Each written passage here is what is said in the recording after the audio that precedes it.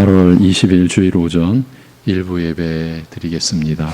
찬송가 272장 찬송입니다.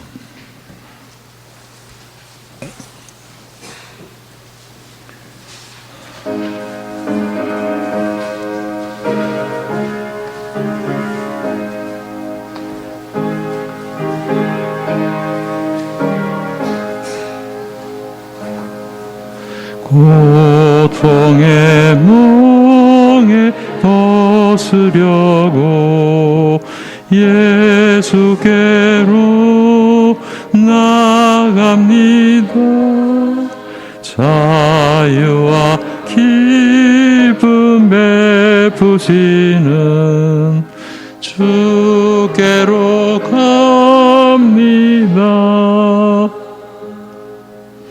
병든 내 몸이 튼튼하고 빈궁한 삶이 부해지며 죄악을 벗어버리려고 주께로 갑니다. 낭패와 실망 당한 뒤에 예수께로 나갑니다. 십자가 은혜 받으려고 주께로 갑니다. 슬프던 마음 위로받고 희생의 풍파 찬잔하며 영광의 찬송 부르려고 주께로 감 272장 교만한 마음을 내버리고 예수께로 나갑니다. 복 되신 말씀 따르려고 주께로 갑니다. 실망한 힘몸 힘을 얻고 예수의 크신 사랑받아 하늘의 기쁨 맛보려고 주께로 갑니다. 죽음의 길을 벗어나서 예수께로 나갑니다. 영원한 집을 바라보고 주께로 갑니다. 멸망의 포구해여 나오 평화의 나라 다다라서 영광의 주를 배우려고 주께로 갑니다. 아멘. 이제 우리 함께 사도신경으로 신앙 고백 드리겠습니다. 전능하사 천지를 만드신 하나님 아버지를 내가 믿사오며 그 외아들 우리 주 예수 그리스도를 믿사오니 이는 성령으로 잉태하사 동정녀 마리아에게 나시고 본디오 빌라도에게 고난을 받으사 십자가에 못 박혀 죽으시고 장사한 지 사흘 만에 죽은 자 가운데서 다시 살아나시며 하늘에 오르사 전능하신 하나님 우편에 앉아 계시다가 저리로서 산 자와 죽은 자를 심판하러 오시리라. 성령을 믿사오며 거룩한 공회와 성도가 서로 교통하는 것과 죄를 사하여 주시는 것과 몸이 다시 사는 것과 영원히 사는 것을 믿사옵나이다. 아멘.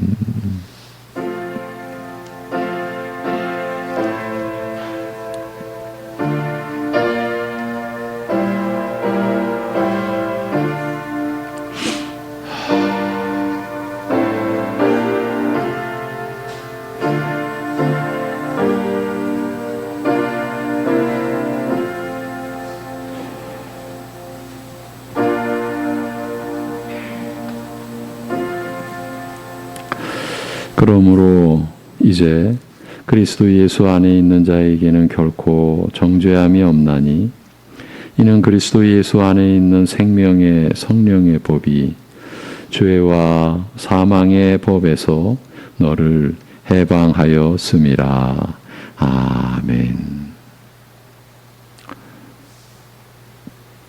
죄와 사망의 영원한 굴레 안에서 우리를 자유롭게 하여 주신 하나님 아버지,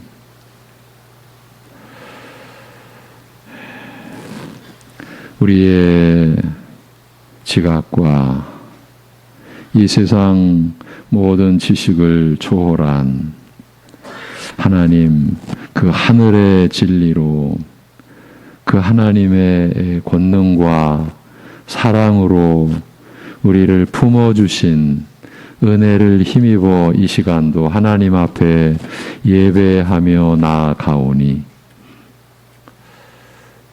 하나님의 그 사랑과 영광이 예배하는 심령들을 주장하여 주옵시고 우리가 육신의 것으로 온갖 헤매임 속에 있던 우리의 심령이 하나님을 바라봄으로 인하여 그 고통과 괴로움과 아픔과 상처 속에서 자유함을 입고 이 시간 하나님께 예배하는 기쁨이 우리 안에 충만케 하여 주시옵소서. 예수님의 이름으로 기도합니다. 아멘. 일어나셔서 67장 찬송 드리겠습니다. 67장 찬송입니다.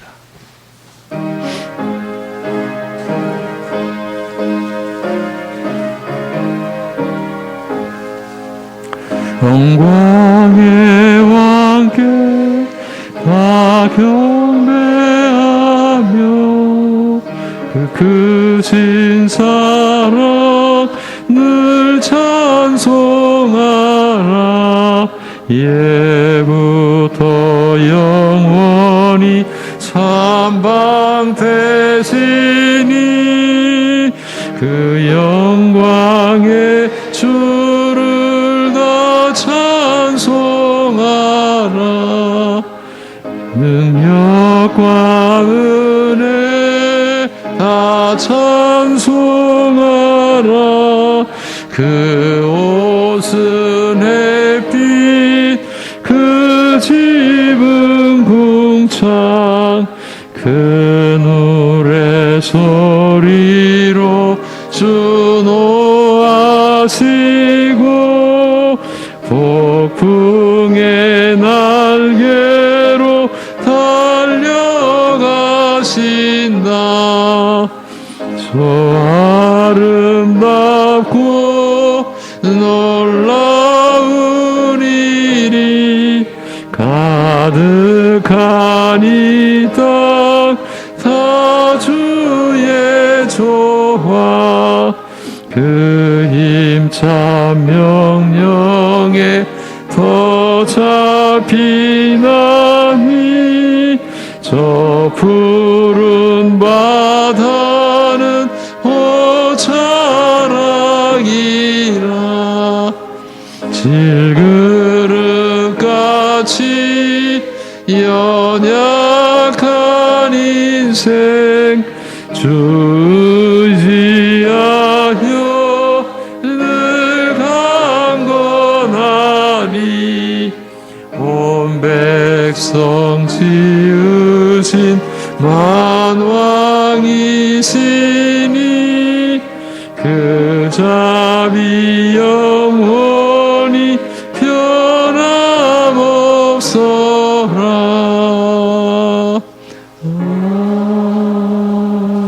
아멘.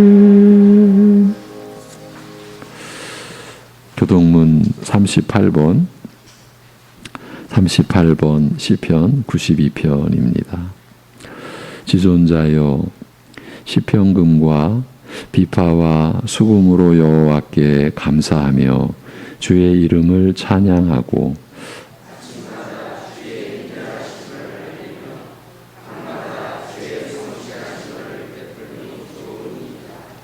여호와여, 주께서 행하신 일로 나를 기쁘게 하셨으니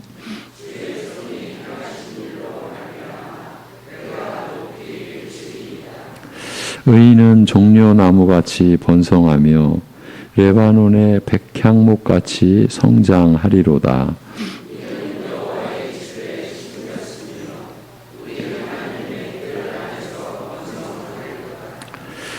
그는 늙어도 여전히 결실하며 진액이 풍족하고 빛이 청청하니 여호와의 정직하심과 나의 바위 되심과 그에게는 불의가 없음이 선포되리로다. 아멘. 예.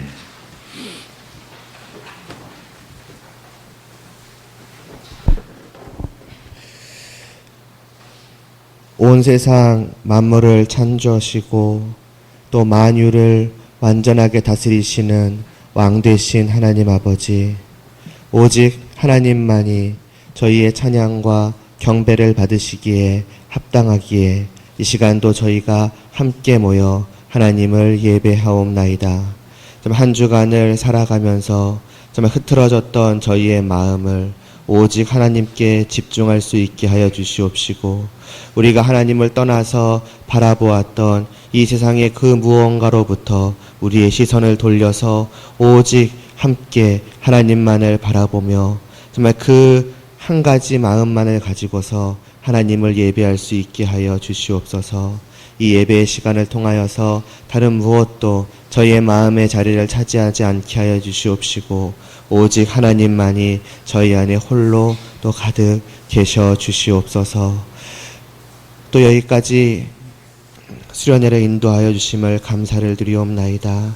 주님이 맡기신 이 아이들이 하나님의 말씀을 통하여서 하나님을 알게 하여 주시고, 그들이 이 전까지 정말 바라보며 찾고 구하였던 그 모든 것들이 오직 헛된 것이며 하나님 앞에서 그 어떠한 빛도 발할 수 없으며 오직 하나님만이 우리의 유일한 신 되시고 전부이시며 우리의 기쁨이요 소망이요 복되심을 그들이 진실로 깨달아 알아서 오직 하나님께로 나올 수 있게 하여 주시옵시고, 오직 하나님을 떠나지 않게 하여 주시옵시고, 오직 하나님의 품 안에서 하나님과 함께 하는 것만을 기쁘게 여기며 또 그와 같이 살아갈 수 있는 그러한 성도들, 참된 신자들 될 수 있도록 주님 은혜를 베풀어 주시옵소서. 다만 수련회 이 시간으로 정말 그들이 듣고 배우고 깨닫고 느꼈던 것이 정말 끝나는 것이 아니라 그것이 이후로의 이들의 모든 삶에 영향을 미쳐서 이들의 이제 걸어가는 그 모든 길이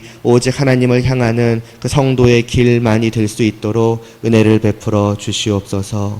그리고 이 자리에 모여있는 저희들 또한 그와 같이 되기를 원하옵나이다.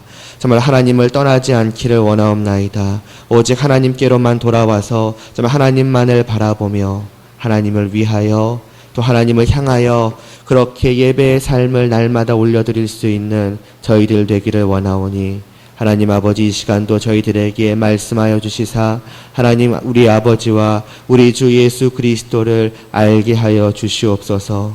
하나님을 진실로 아는 것만이 우리로 하나님께로 더 가까이 가며 하나님을 떠나지 않게 하며 이 세상의 그 무엇과도 하나님을 비교하지 않고 오직 하나님만을 우리 안에 둘 수 있음을 아오니 정말 저희들 모두가 하나님을 알고 더욱더 하나님을 힘써 알게 하여 주시옵시고 우리의 모든 인격이 하나님을 진실로 깨달아 알아서 정말 하나님만을 우리의 하나님으로 온전히 모시고 섬기며 예배할 수 있는 그러한 저희들 되게 하여 주시옵소서.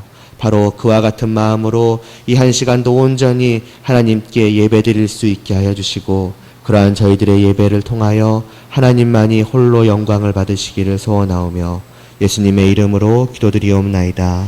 아멘.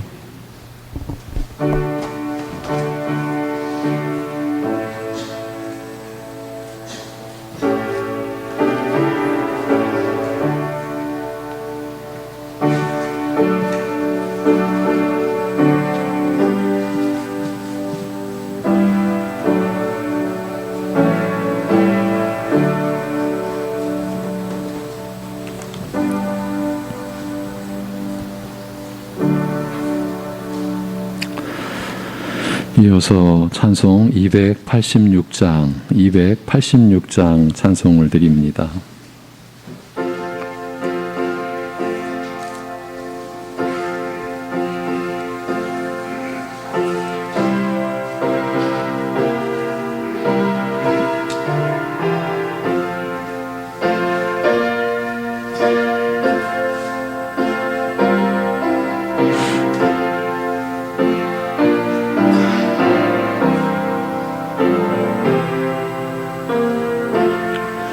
주 예수님 내 맘에 오사 날 붙들어 주시고 내 마음에 새 힘을 주사 늘 기쁘게 하소서. 사랑의 주 내 마음속에 찾아오사 내 모든 죄 사하시고 내 상한 맘 고치소서. 주 예수님 내 맘에 오사 내 손 다 이하시고 내 무거운 짐 맡아 주사 참 평안을 주소서. 사랑의 주 내 마음속에 찾아오사 내 모든 죄 사하시고 내 상한 맘 고치소서.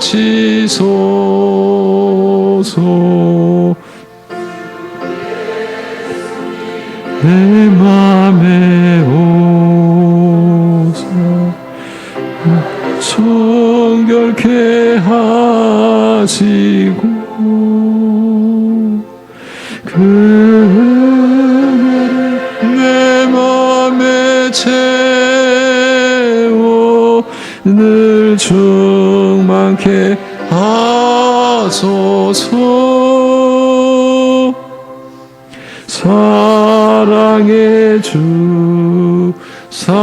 사랑의 주 내 마음속에 찾아오사 내 모든 죄 사시고 내 상한 맘 고치소서. 주 예수님 내 맘에 오사 내 길 인도하시고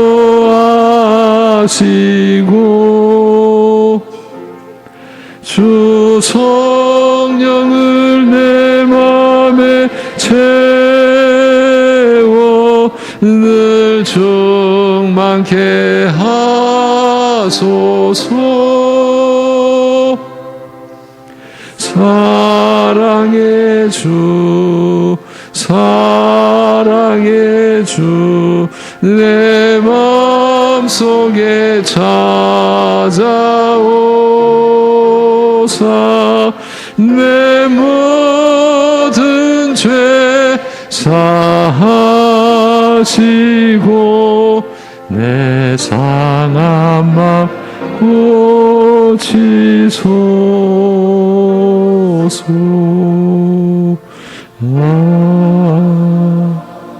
아멘.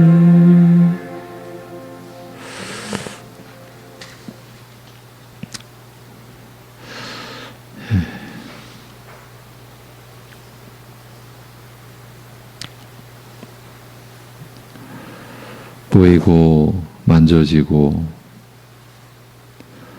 감각할 수 있는 것만이 전부인 줄로 알며 그 무지와 공허함 속에 살던 우리를 그대로 버려두지 아니하신, 내버려 두지 아니하신 우리 아버지 하나님, 우리 스스로 어찌 해볼 수 없는 죄와 그 죄짐, 영원히 짊어질 수밖에 없었던 우리인데 그 영원한 고통을 안고 있는 것조차도 알지 못하고 그저 헛되게 쓰러져 갈 뿐인 그런 인생을 불쌍히 여겨주시고 아들을 죽이시면서 그 아들의 피와 죽음과 그 희생과 고난으로 우리에게 새 생명을 주신 우리 아버지 하나님을 찬송하오며 이 시간 아버지 하나님 앞에 예배하며 감사한 심령으로 나아가며 연약하고 부족한 가운데서 여전히 연약한 그러나 우리의 마음이 담긴 예물을 드리오니 우리의 모든 것 되신 아버지 하나님 앞에서 구별하여 11조의 예물을 드리고 말할 수 없는 표현 불가능한 하나님의 은혜와 사랑에 감사하여 감사의 마음과 고백을 담고 결코 이 육신과 이 세상이 우리가 영원히 거할 곳이 아니라 하나님과 하나님 나라 그 의를 구하는 것이 우리 인생의 목적임을 고백하며 선교의 예물과 건축의 예물을 일용할 양식을 따라 베풀어 주시는 날마다 입는 은혜를 기억하며 성미와 주일 예물을 올려드리는 사랑하는 하나님의 사람들의 손길들 친히 붙잡아 주시옵시고 세상에 거짓된 빛을 어둠뿐인데 빛으로 보여지는 가장된 꾸며진 포장된 거짓 빛을 따르지 아니하고 참된 생명과 진리의 빛을 따라서 하나님을 향해서 연약한 아침 안개와 같은 육신의 생애를 그대로 쏟아버리듯 물 쏟듯 버리는 인생이 아니라 하루하루 하나님이 주시는 은혜의 의미로 사랑의 가치로 하루하루가 새롭게 하나님께 가까이 나아가는 그런 구별된 거룩한 생애를 살아가는 하나님의 자녀들로, 하나님 나라의 영원한 백성들로 삼아 주셨사오니 세워 주시옵시고, 자라게 하여 주옵시고, 하나님의 말씀을 깨닫게 하여 주옵시고, 날마다 부어주시는 하나님의 사랑을 성령님 안에서 누리며 살아갈 수 있게 하여 주시옵소서. 이 모든 것을 주님께 의탁하옵고 감사드리오며 주 예수 그리스도의 이름으로 기도하옵나이다. 아멘. 베드로전서 4장 1절에서 3절. 너희도 같은 마음으로, 이 제목으로, 너희도 같은 마음으로, 이 제목으로 베드로전서 4장 1절에서 3절의 말씀으로 오늘 하나님의 말씀을 전하겠습니다. 그리스도께서 이미 육체의 고난을 받으셨으니 너희도 같은 마음으로 갑옷을 삼으라. 이는 육체의 고난을 받은 자는 죄를 그쳤음이니 그 후로는 다시 사람의 정욕을 따르지 않고 하나님의 뜻을 따라 육체의 남은 때를 살게 하려 함이라. 너희가 음란과 정욕과 술 취함과 방탕과 향락과 무법한 우상 숭배를 하여 이방인의 뜻을 따라 행한 것은 지나간 때로 족하도다. 아멘. 네, 지금 우리는 하나님의 말씀을 받으려고 합니다.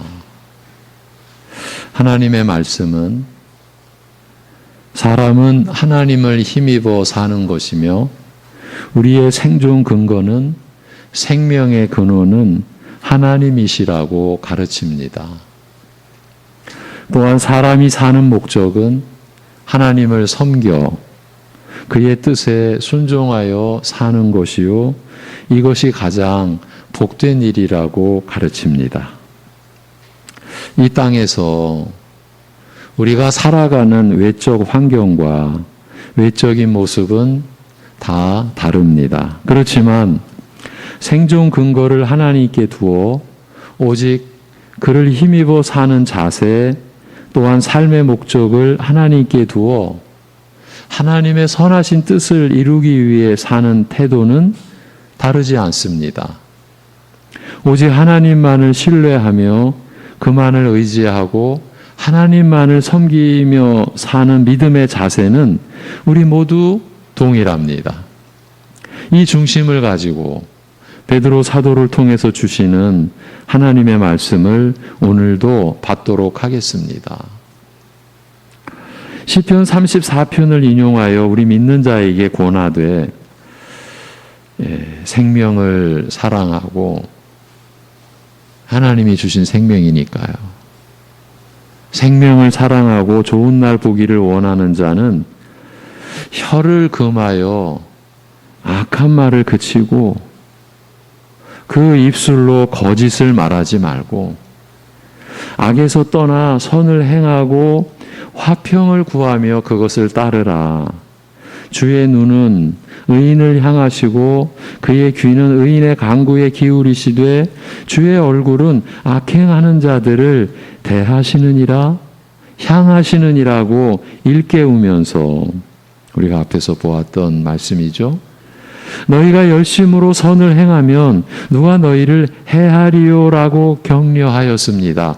그러나 하나님의 이런 깊은 관심과 보호와 돌보심을 받는 신자의 삶에도 고난이 없지 않음을, 아니 바로 의를 위하여 고난을 받는 일이 있음을 알리면서, 다만 의를 위하여 고난받는 것은 그 자체로 복된 것이므로 믿는 자는 세상 사람들이 두려워하는 그런 두려움으로 전전긍긍하는 대신 오직 그리스도를 마음속에 주로 삼아 거룩한 분으로 높이며 그리스도께서 나와 같은 죄인에게 살 소망이 되어주신 은혜에 관하여 온유함과 두려움으로 증거하라고 권하였습니다.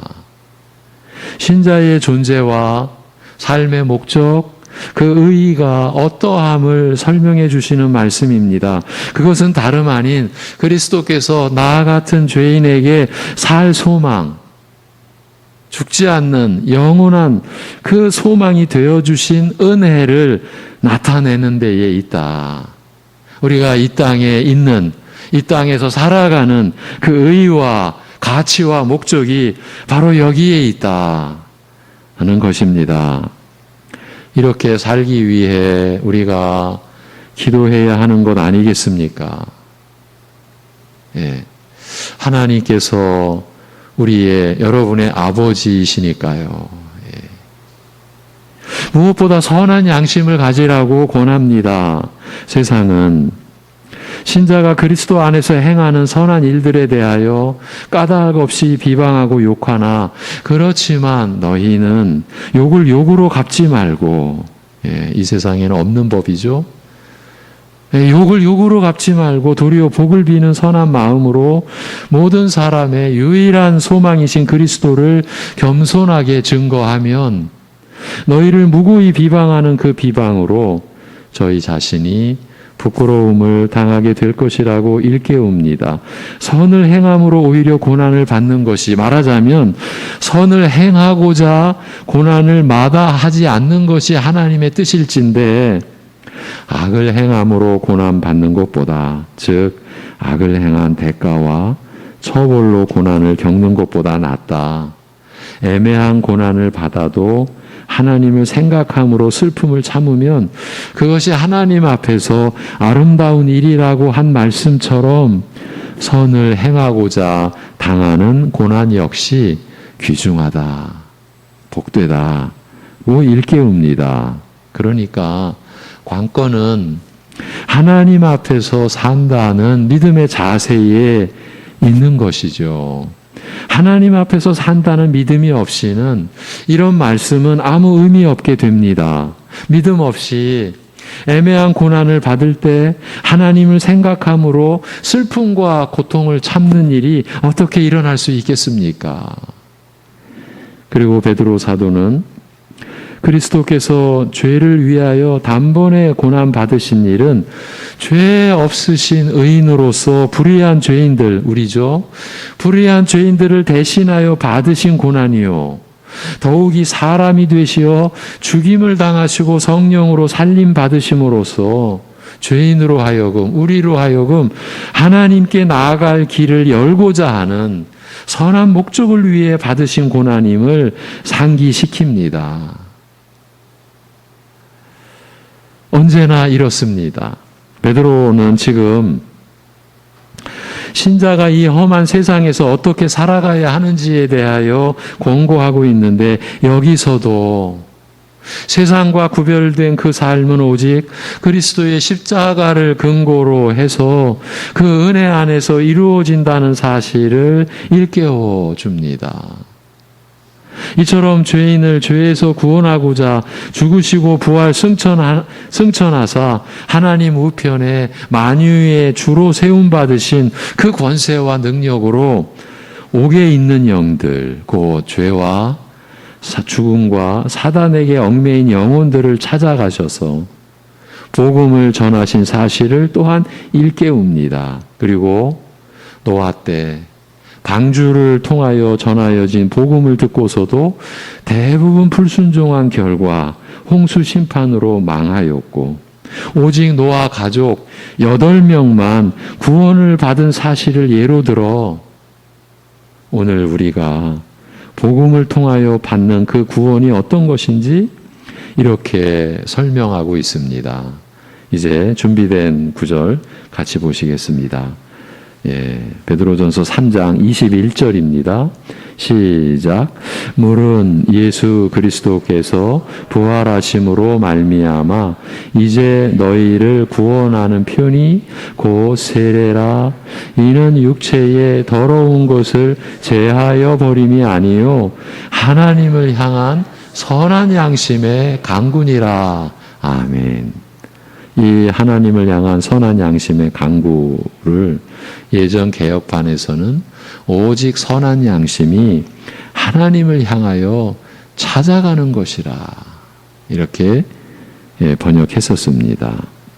심판과 죽음의 물을 통하여, 그러니까 노아 시대에 그 하늘이 열리듯 쏟아진 그 물이 바로 심판과 죽음의 물이었다. 심판과 죽음의 물을 통하여, 그런데 그 물을 통하여 구원의 방주에 들어간 것을 두고 말하되 그 물은 바로 우리 믿는 자가 그리스도와 연합하여 받는 세례를 가리키는 것이라고 밝힙니다. 우리가 주 예수를 나의 주로 고백하는 것은 그리스도와 연합하여 받는 세례가 우리 안에, 여러분 안에 일어나는 것을 의미하며, 우리로서는 그 구원의 비밀을 알 도리가 없는 우리로서는 기록된 말씀으로, 성경 말씀으로 우리에게 도대체 어떤 일이 일어났는지를 우리가 알게 되는 거죠.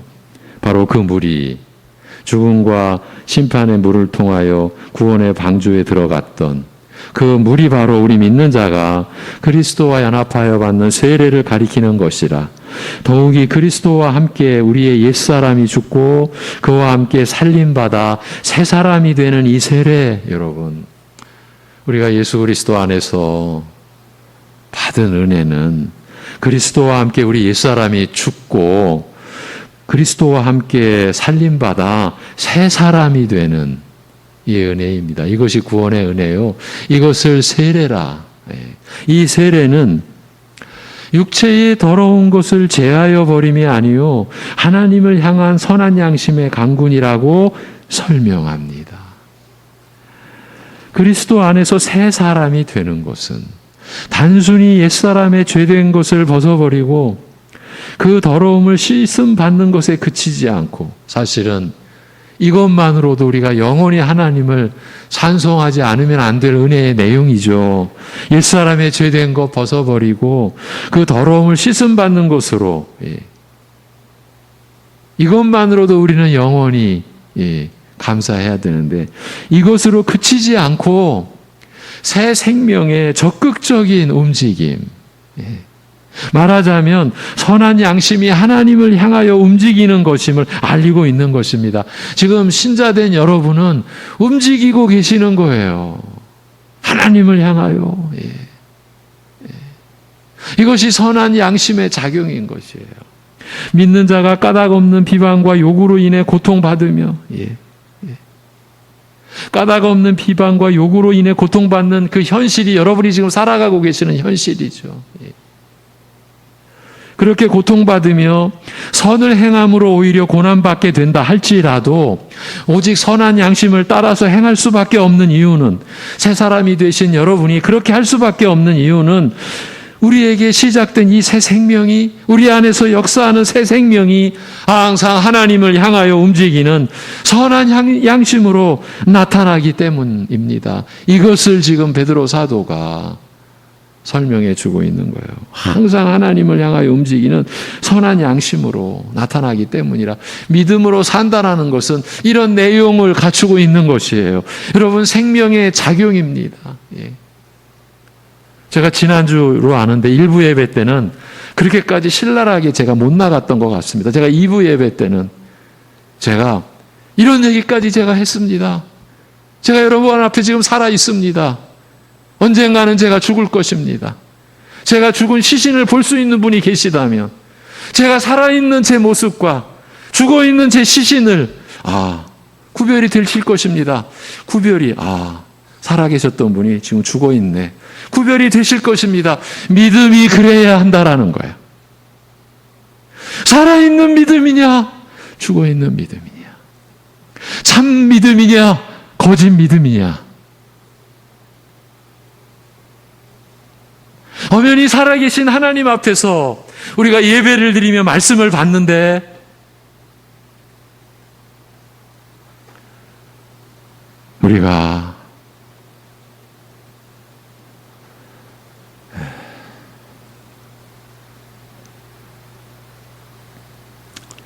하나님의 살아계심을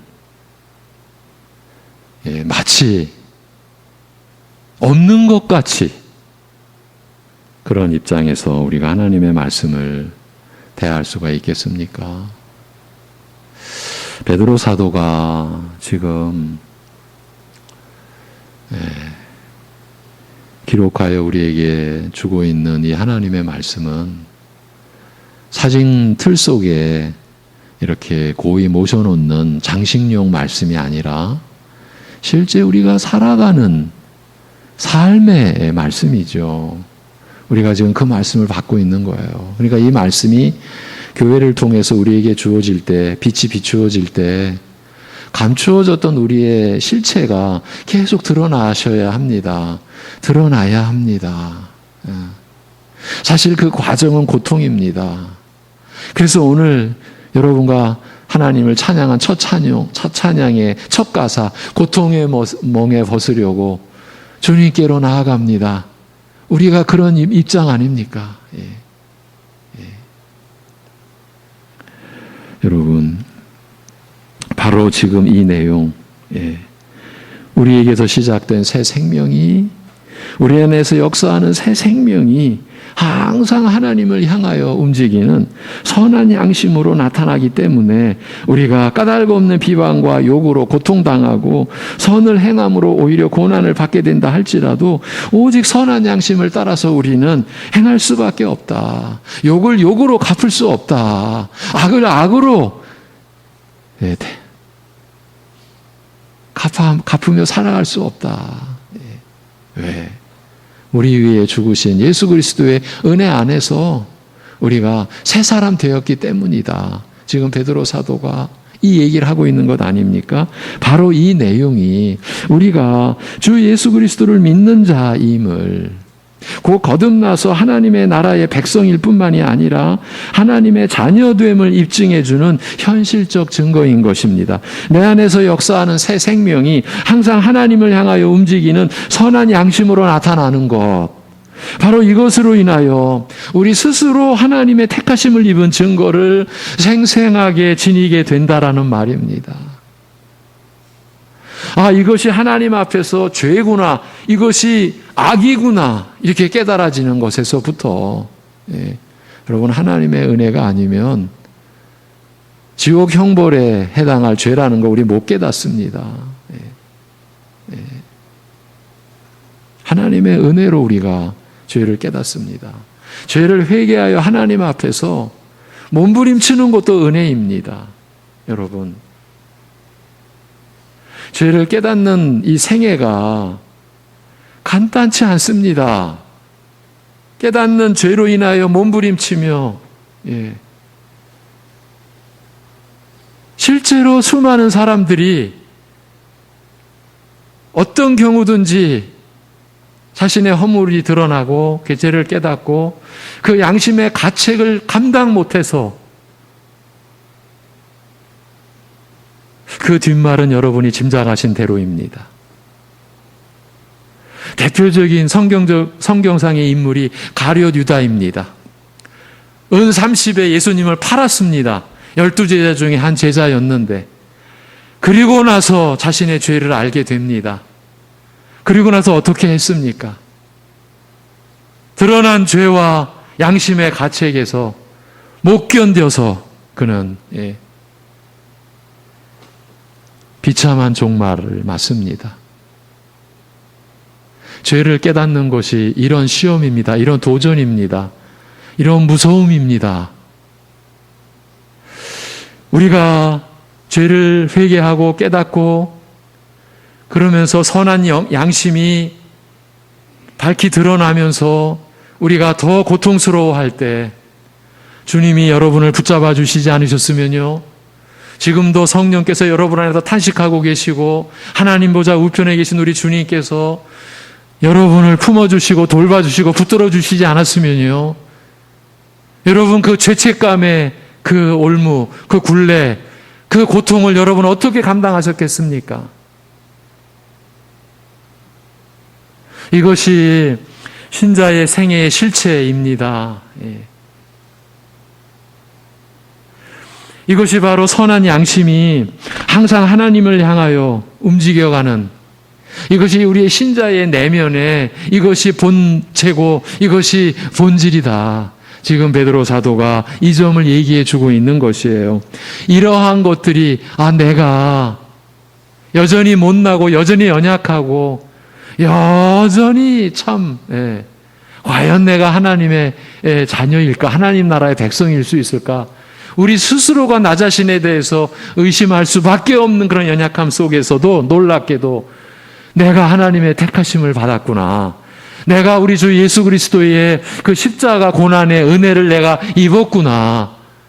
그런 아픔과 고통 속에서 우리가 택하심 받은 증거를 생생하게 또 확인하게 되는 것이에요. 이것이 신자의 생애입니다. 그러니 한 교회로 부름받은 여러분이 서로 위로해야 마땅하죠. 누가 더 앞서고 누가 더 잘나고가 무슨 의미가 있습니까? 영원히 죽고 사느냐 하는 문제 앞에서 우리가 있는데 누가 더 낫고 못나고가 우리가 그런 거 가지고 씨름하고 싸울 여지가 있는 인생입니까? 이제 본문 1, 2절입니다. 같이 보시겠습니다. 본문 1, 2절 시작. 그리스도께서 이미 육체의 고난을 받으셨으니 너희도 같은 마음으로 갑옷을 삼으라. 이는 육체의 고난을 받은 자는 죄를 그쳤음이니 그 후로는 다시 사람의 정욕을 따르지 않고 하나님의 뜻을 따라 육체의 남은 때를 살게 하려 함이라. 아멘.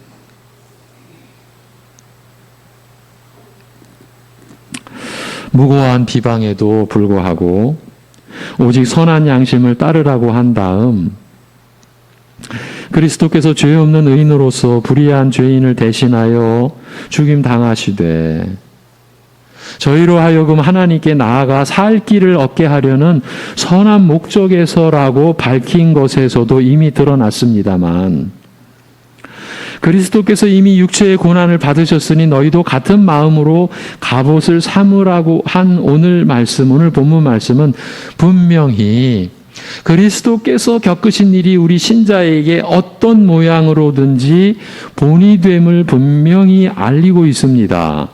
그러나 지금까지 여러분과 말씀을 나누어오면서 여러 번 말씀드린 대로 예수님께서 우리의 본이 된다는 말은 흔히 생각하는 대로 단순히 우리가 따라 배우고 닮는 것을 뜻하는 것이 아니라 그 뜻이 훨씬 더 깊다는 것을 기억할 필요가 있습니다.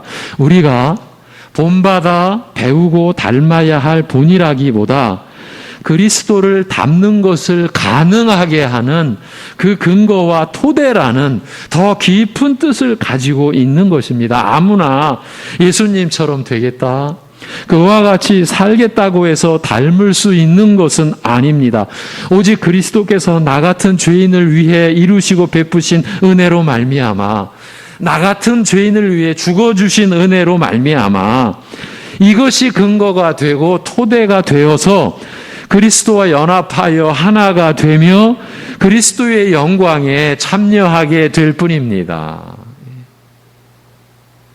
이것이 우리가 그리스도를 닮아가는, 그리스도를 본받는 그 안에 내면의 본래의 모습인 거예요. 그리고 그리스도께서 육체로 고난을 받으셨으니라는 말은 그리스도께서 사람이 되어 이 천한, 이 죄인의 형상으로 사람이 되어 사람을 위해 사람을 대신하여 고난을 받으신 것을 두고 한 말입니다. 너희도 같은 마음으로 갑옷을 삼으라고 한 말은 그리스도의 이런 마음과 자세와 목적으로 스스로 무장하라는 뜻입니다만, 그러니까 같은 마음이라는 것은요, 예수님이 자기를 위해 하신 것이 아니지 않습니까? 죄인들을 위해, 죄인을 대신하여 고난을 받으신 그 같은 마음으로 갑옷을 삼으라. 그리스도의 이런 마음, 자기를 버리신 하나님의 아들이신데 이 죄인의 형상까지 내려오신 그런 마음과 자세와 목적으로 스스로 무장하라는 뜻입니다만, 예수님께서도 사람이 되셨고 우리도 사람이니 그를 본받으라는, 마치 우리가 마음 먹고 힘쓰면 할 수 있을 것처럼 온 힘을 다하라는 그 뜻이 아니라, 그가 우리를 위하여 겪으신 고난이 우리에게서 이런 일을 가능하게 하는 근거와 토대임을 기억하고 그 은혜 위에서 그 은혜로 감당하라라는 뜻입니다. 성도 여러분, 우리가 신자로서 이 은혜 위에서 이 은혜로 감당하지 아니하여서 일어나고 있는 숱한 그 오류, 오해, 잘못된 우리의 삶, 우리의 모습, 가정 안에서나 예배당 안에서나 은혜 위에서 은혜로 감당했다면 나올 수 없는 그러한 우리의 모습, 여러분, 우리가 여전히 지니고 있지 않습니까? 그래서 바울 사도가 나의 나 된 것은 하나님의 은혜로 된 것이라고 이렇게 고백하고 있는 것 아닙니까? 그것도 고린도전서 15장, 우리가 소위 부활장이라고 일컫는 그 죽음과 생명, 영원한 생명을 다루는 그 고린도전서 15장에서 나의 나 된 것은 하나님의 은혜로 된 것이라고, 그것뿐입니까? 내가 다른 사도보다 더 많이 수고했으나, 더 많이 수고했다라는 건요, 더 많이 내가 일했다라는 게 아니라 내가 더 많이 고난 받았으나 사실이죠. 예. 그러나 뭐라고 말합니까? 내가 한 것이 아니라, 여러분, 하나님 앞에서 내가 했는데요, 이것처럼 불쌍한 모습이 없고요, 이것처럼 비참한 모습이 없고요, 이것처럼 거짓된 모습이 없어요. 근데 우리는 그러고 있잖아요. 저부터. 예.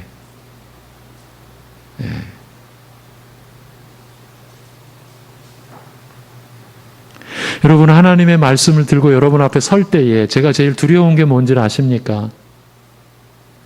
내 말씀 흉내낼까 봐, 내가 준비한 것처럼 보여질까 봐. 예. 바울 사도가 나의 나 된 것은 하나님의 은혜라고 한 것이요, 그냥 성경이니까 좀 멋있게 표현해야지, 야, 좀 특별하게 표현해야지, 예, 비유티풀하게 표현해야지, 예? 아름답게 표현해야지. 여러분, 그게 아닙니다. 이건 바울 사도의 절절한 자신의 마음의 고백입니다. 나 같은 죄인이 이렇게 된 것은, 나의 나 된 것은 하나님의 은혜입니다. 그 은혜는 하나님이 아들을 죽이시는, 하나님이 여러분을 택하셨어요. 어떤 자를 택하셨습니까? 자기 아들을 죽일 자들을 택하신 거예요. 여러분을 위하여 하나님은 아들을 죽이셨잖아요. 그럼 하나님의 입장에서 하나님의 아들을 누가 죽인 겁니까? 내가, 우리가, 여러분이. 하나님은 어떤 자를 택했느냐? 자기 아들 죽일 자들을 택하신 거예요. 이것이 하나님의 긍휼이고 하나님의 선하심이고 인자하심이고, 우리가 이런 은혜, 이런 사랑을 잊고 살면서 마치 내가 사는 것처럼, 내가 좀 뭔가를 남들보다 잘해서 사는 것처럼 그렇게 여긴다라는 것이, 이것이 얼마나 거짓된 것이고 무모한 것이고 잘못된 것인지가 이제 우리 안에서 드러나야 하지 않겠습니까? 예, 여러분, 그러면서 너희도 같은 마음으로 갑옷을 삼으라. 곧 이런 영적 무장을 갖추어야 할 이유와 목적에 대하여 알리되, 그 후로는 다시 사람의 정욕을 따르지 않고, 이게 본문 2절이죠. 하나님의 뜻을 따라 육체의 남은 때를 살게 하려 함이라고 말합니다. 예수님께서는 영원하신 말씀으로서 육신이 되셨으나, 즉 사람이 되셨으나, 그리하여 육으로서 모든 연약함을 겪으시되 우리와 한결같이 시험을 받으셨으나 죄는 없으셨습니다. 그러나 일반적으로 우리 사람은 이미 태중에서 죄된 상태에 있어 부패한 성품을 지니고 태어납니다. 오늘 말씀에서 사람의 정욕이라고 번역한 말은 인간의 욕망, 그 사람으로서 피할 수 없는 이런 부패한 성품을 지적한 것이라 할 수 있습니다. 그리스도께서 육체로 고난 당하신 것은, 그 사람이 되어 고난의 죽음을 당하신 것은 인간으로서 지니고 태어나는 이 어쩔 수 없는 이 부패한 성품이 원하는 부끄러운 욕심을 더 이상 따르지 않고 오직 하나님의 원하시는 뜻을 쫓아 육체의 남은 때를 살게 하려는 목적에서라고 말하는 것입니다. 비록 육신을 입고 이 땅에서 살아가는 동안에는 여전히 부패한 육적 성품의 유혹과 충동으로 말미암아 끊임없이 시험을 받으며 살아가겠으나, 그런 중에도 날 때부터 지닌 이 부끄러운 성품을 따라 살지 않고 오직 하나님께서 기뻐하시는 그 뜻을 쫓아 살게 하고자 그리스도께서 고난받으셨다는 그 말입니다. 함께 생각해 보겠습니다. 우리는 그리스도의 십자가 고난과 죽으심을 믿고 있습니다. 믿게 되었습니다. 믿어지는 은혜가 여러분에게 일어났죠. 그렇다면 우리는 자신의 뜻을 쫓아 사는 곳으로부터 하나님께서 기뻐하시는 그 뜻을 쫓아 살게 되는 방향으로 계속 옮겨가고 있는 중인 것이에요. 우리가 산다라는 것은, 신자로서 산다라는 것은 내 뜻에서 하나님의 뜻을 따르는 것으로 계속 옮겨가는 중에 있는 것입니다. 우리가 이렇게 살도록 하시기 위해 그리스도께서 고난 받으셨다고 하시니까요. 그래서 여쭙겠습니다. 옮겨가고 계십니까? 예. 하나님의 뜻을 쫓기 위해 말씀 찾아보시고 또 기도하십니까? 여러분, 삼시세끼를 이거 내가 죽을 때 나가서 먹자. 지금은 그냥 생각이나 하고, 하루 세 번 우리가 보통 식사하는 그거를 그렇게 생각하시고 사시는 분은 아무도 안 계시잖아요.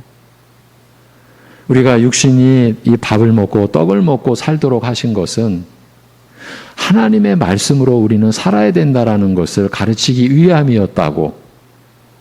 출애굽한 애굽에서 탈출시킨 이스라엘 백성들을 보름길이면 가나안 땅으로 들어갈 수 있는 그 보름의 시간을 40년으로 연장시키셔서 이스라엘을 훈련시키신 것, 첫째, 너희는 떡으로만 사는 것이 아니라 내 입으로 나오는 것, 말씀으로 너희는 산다라는 것을 가르치시기 위함이었다. 매일매일 삼시세끼를 드십니다. 하나님의 말씀은 언제 드시고 계십니까? 우리 자신에게 물어야죠. 여러분, 어렵다? 읽어도 무슨 말인지 이해 못한다? 이제 그 핑계는 내려놓으셔야 합니다.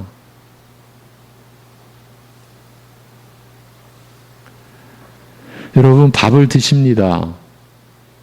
그 밥이 여러분의 육신의 힘이 되는 원리와 이치를 다 아시는 분이 계십니까? 여기? 그게 어떻게 소화되고 내 혈액에 영양분이 들어가고 온몸에 그 영양분이 다 속속들이 그 모세혈관까지 미쳐서 우리의 손가락, 발가락, 우리 머리카락도 살아있는 그런 생물체로 내가 지금 존재한다라는 원리와 이치를 아시는 분 계십니까? 사실 학자들도 의사들도 어떻게 보면은 그저 가장 기본적인 것 가까스로 알 뿐이지 우리 몸을 살리고 세우는 것은 모릅니다. 하나님의 말씀을 가까이 하셔야 합니다. 그리고 그 말씀 붙들고 기도하셔야 합니다. 여기에 맹목적인 신자로 생을 마치겠다고 하실 분은 없으실 것입니다. 나는 그냥 신자인 척하고만 살면 돼. 그 정도면 그것도 만족하지. 사람들 얼마나 못되게 사는데. 그래도 내가 교회 다니면 그만큼은 내가 면피한 거지. 예, 그러니까 뭐 난 그냥 신자라는 이름은 좋게, 이게 명목적인 신자 아닙니까? 지금 여기 난 명목적인 신자로 생을 마치겠다 하실 분은 없을 것입니다. 거짓 아닌 참 신자로 사시려는 것 아닙니까? 오늘 말씀이 그 삶을 보여주고 있습니다.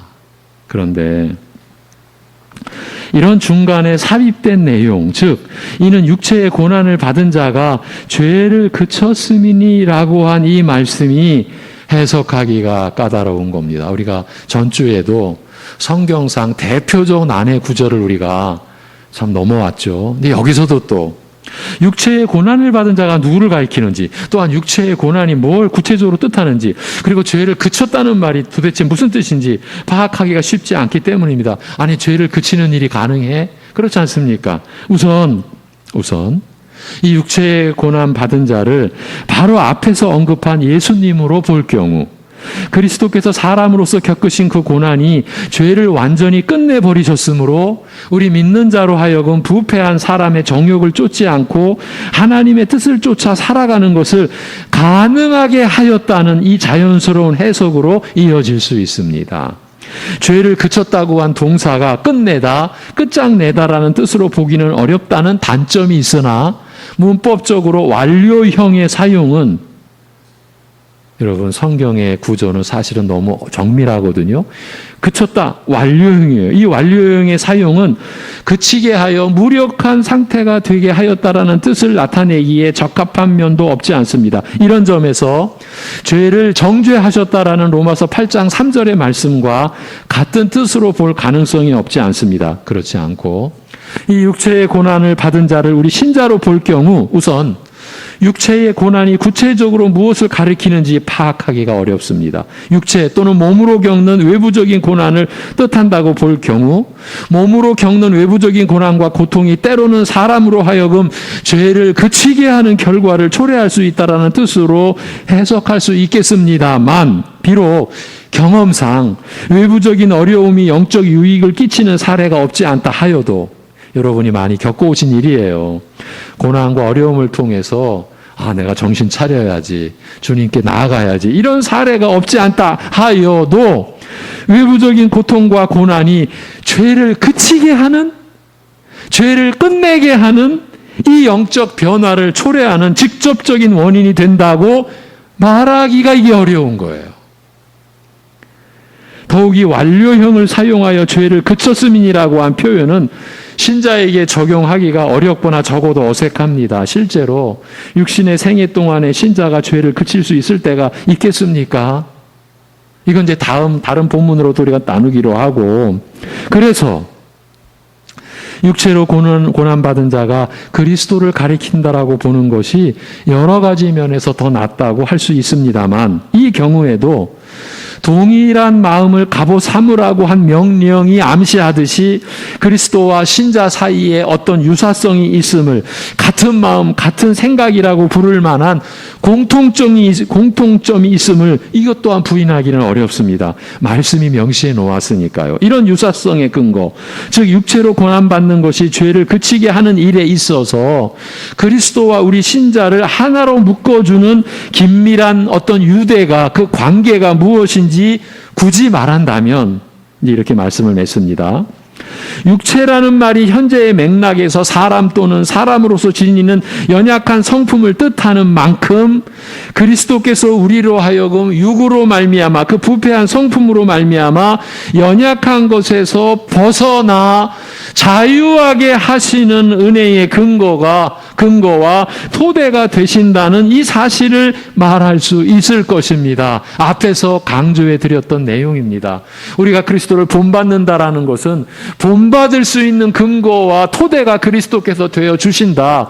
여기서부터 출발해야 된다. 그저 내가 본받으라고 해서 내가 그리스도를 본받을 수 있는 게 아니다 라고 말씀드렸던 그 내용을 여기서 다시 한번 짚어드리는 그런 내용이 되겠습니다. 다시 한번 말씀드립니다.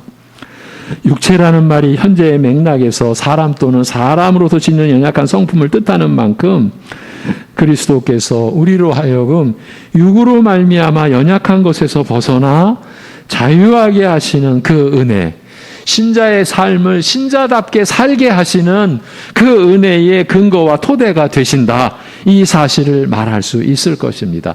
그래서 우리는 매일 자기 부인하고 자기 십자가 지고 예수님을 바라보며 예수님을 따르는 거예요.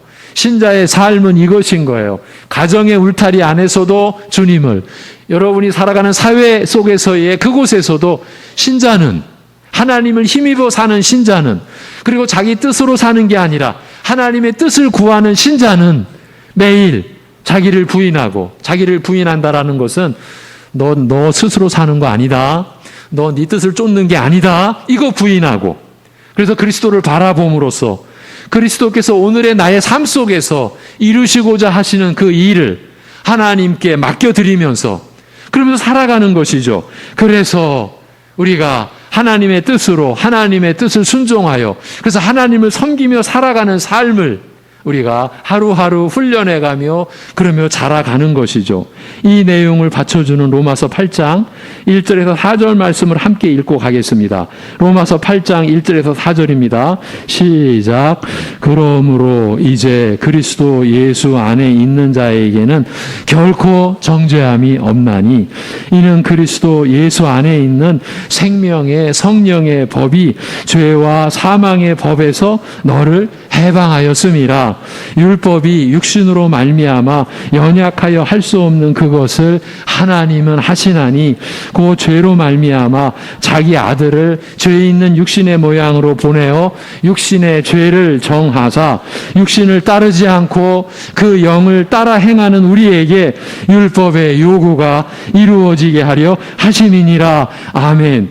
4절 마지막 구절 4절, 육신을 따르지 않고 그 영을 따라 행하는 우리에게 날마다 예수 그리스도 안에서 자기를 부인하고 말씀을 통해서 역사하시는 성령님을 따르며 살고자 하는 우리에게 율법의 요구가 이루어지게 하려 하심이라는 이 말씀 우리가 붙들고 살아야 합니다. 이런 맥락에 비추어 파악한다면 육체로 겪는 고난이 죄를 그치게 하였다는 오늘 말씀은 부패한 성품을 지닌 연약한 인간으로서 이 땅에 살아가는 동안 끊임없이 겪는 영육간의 많은 어려움과 고난이, 즉 환난의 시험과 시련이 신자의 연약함을 도우시는 그리스도의 은혜로 말미암아 이루는 긍정적인 결과, 곧 죄를 그치게 하는 경우를 염두에 둔 것이라 여겨집니다.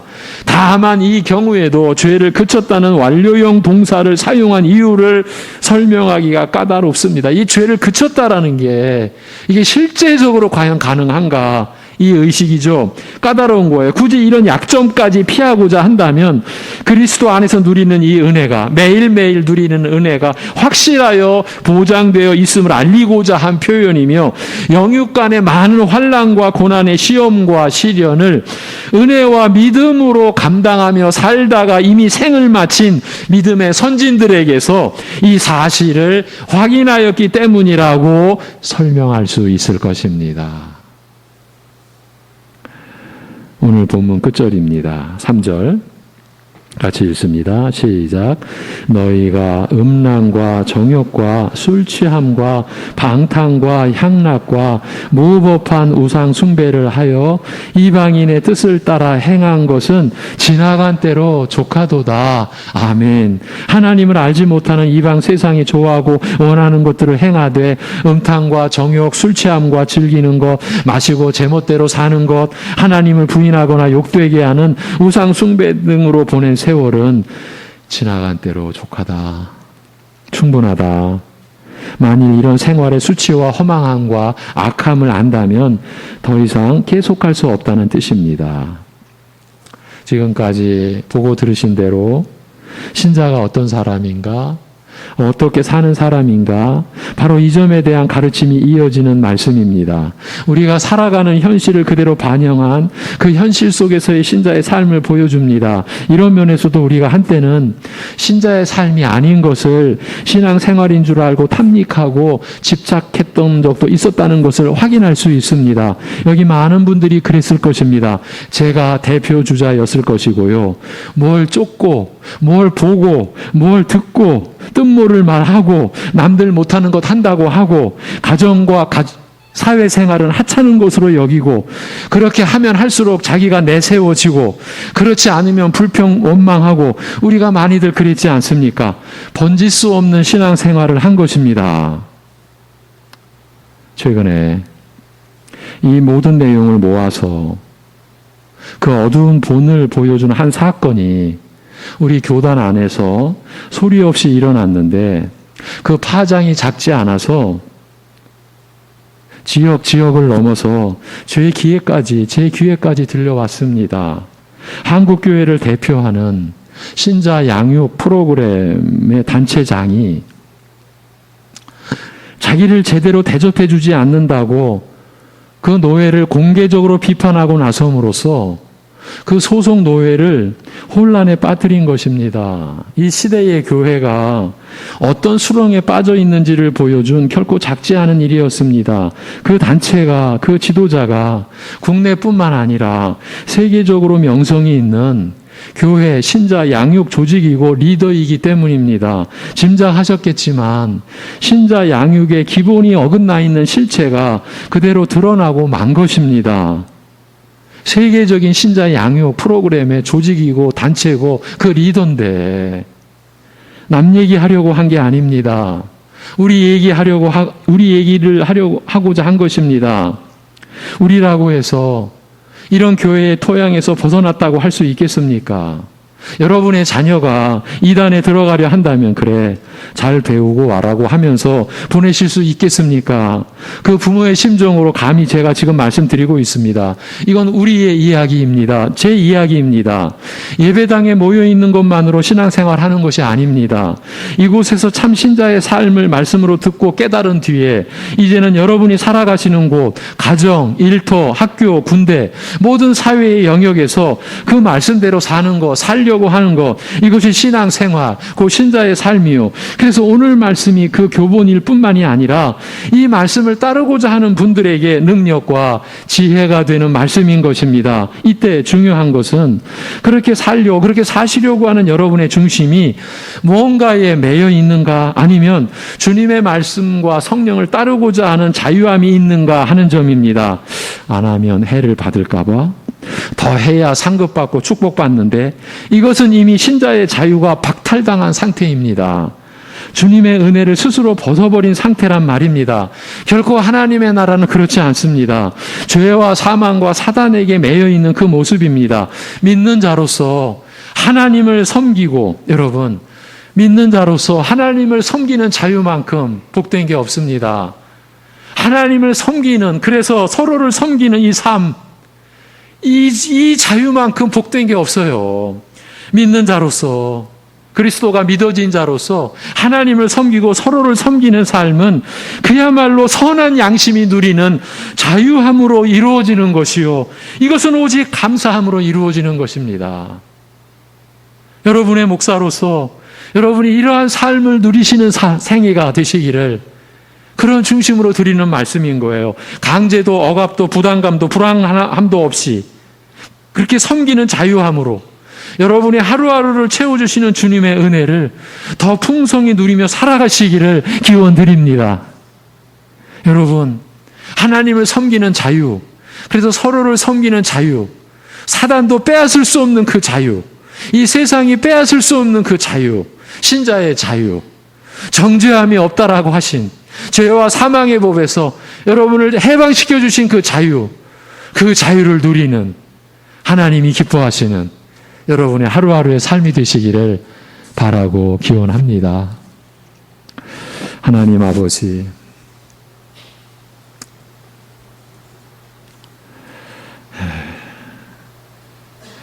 참 생명을 하나님께서 주셨고 그 새 생명은 영원한 생명임을 약속하셨고 그리스도께서 죽은 자 가운데서 다시 살아나심으로 그 새 생명, 영원한 생명의 그 본체를, 그 본질을 이미 우리에게 본듯이 만진 듯이 가깝게 있어 느끼듯이 말씀으로 우리에게 확인해 주신 그 믿음으로 우리를 살게 하여 주신 그 믿음의 삶을 우리 사랑하는 성도들 각자의 터에서, 가정에서, 일터에서 살아가는 모든 곳에서 바로 그 믿음으로 사는 그 삶에 그 모습을 이 땅에 드러내고, 그래서 우리 같이 이름 없는 신자이지만 그러나 이 세상의 실제 진리의 빛, 생명의 빛, 참 소망의 빛, 위로의 빛으로 우리 사랑하는 성도들 어디에 있든지 살아갈 수 있도록 하여 주시옵소서.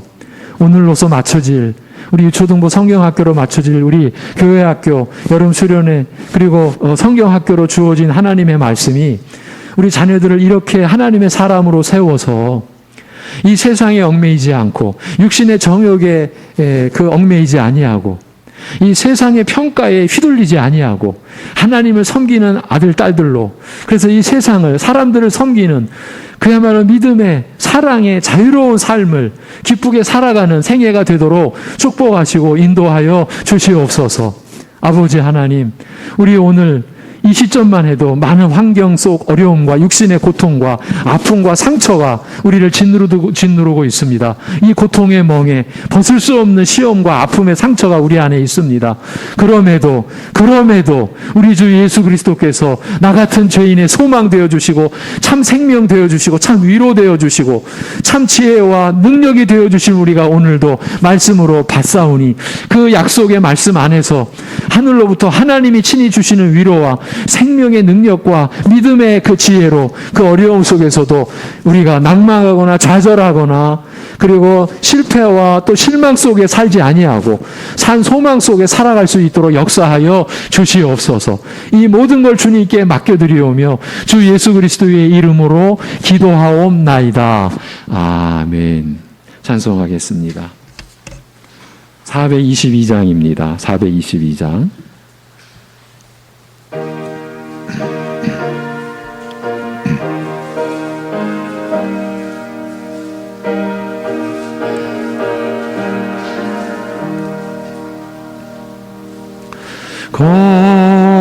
거룩하게 하소서. 진리의 주님이여, 나의 맘의 죄악을 불태워 주옵시고 쓰심에 합당한 깨끗한 그릇으로 쓰임받게 하소서. 하나님 나라 위에 사랑하게 하소서. 사랑의 주님이여, 십자가로 우리를 화목해 하셨으. 마음과 뜻 모아 정성을 다하여서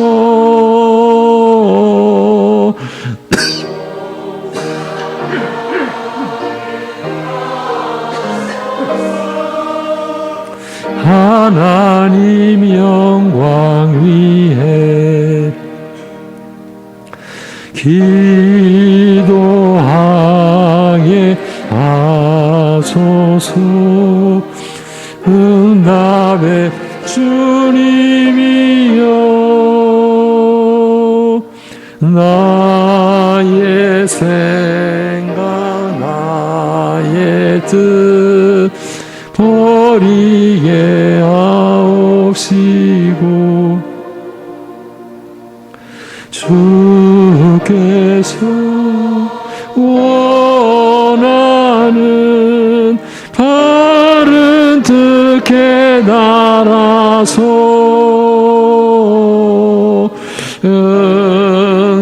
응답하게 하소서. 하나님 이름 위해. 아멘.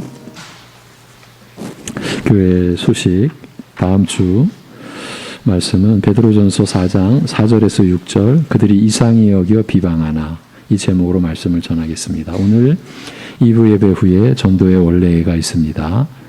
예, 지난주도 안내 말씀해드렸었죠. 이번 주 토요일 날 26일 오전 10시에 교육관 및 식당 물품 정리를 우리 성도님들이 나오실 수 있는 분 다 같이 모여서 같이 하고자 합니다. 많은 참여 부탁을 드립니다. 저녁 찬양 예배 2부 저녁 예배죠. 주일 저녁 예배 때 남성 중창단으로 섬기실 분들을 모집합니다.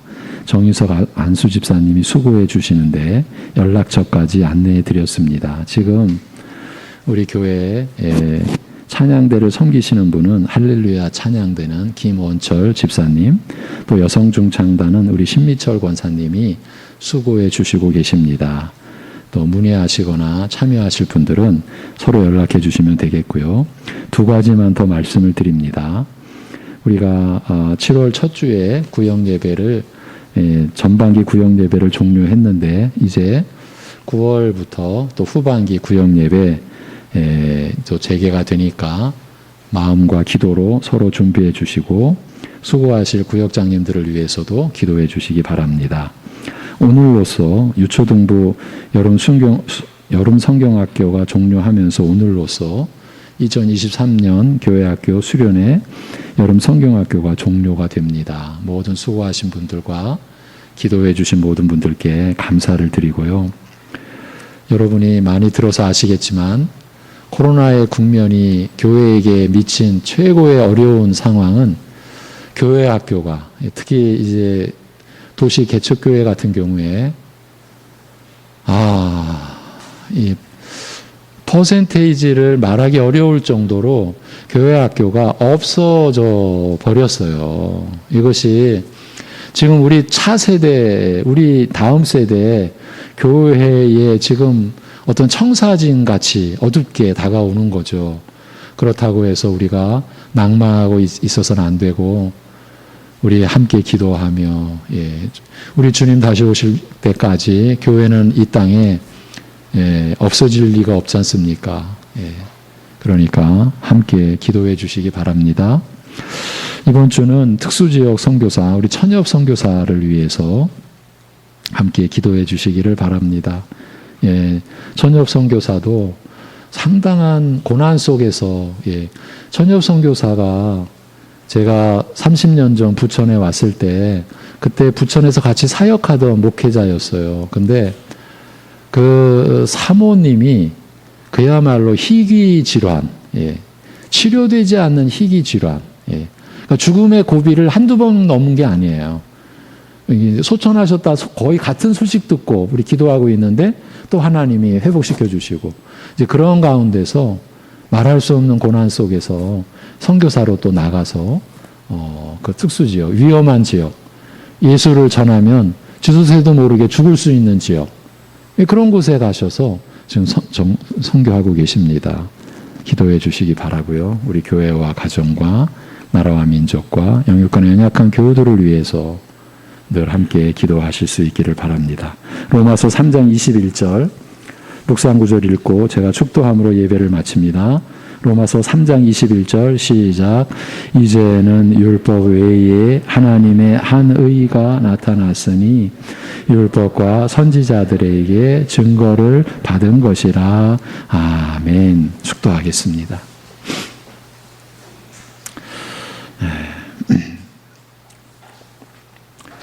오직 그리스도 안에서 새 생명을 주셔서 날마다 그 선한 양심으로 하나님을 향하여 간구하며 하나님을 찾아 나아가는 참된 신자의 삶을 오직 그 삶으로 복된 줄 알고 감사히 여기고 하나님을 섬기고 서로를 섬기는 자유롭고 기쁜 삶을 살아가고자 하는 이 모든 이들 가운데 주 예수 그리스도의 은혜와 아버지 하나님의 사랑하심과 성령님의 교통하심이 영원토록 함께 하시기를 주님의 이름으로 축원하옵나이다. 아멘.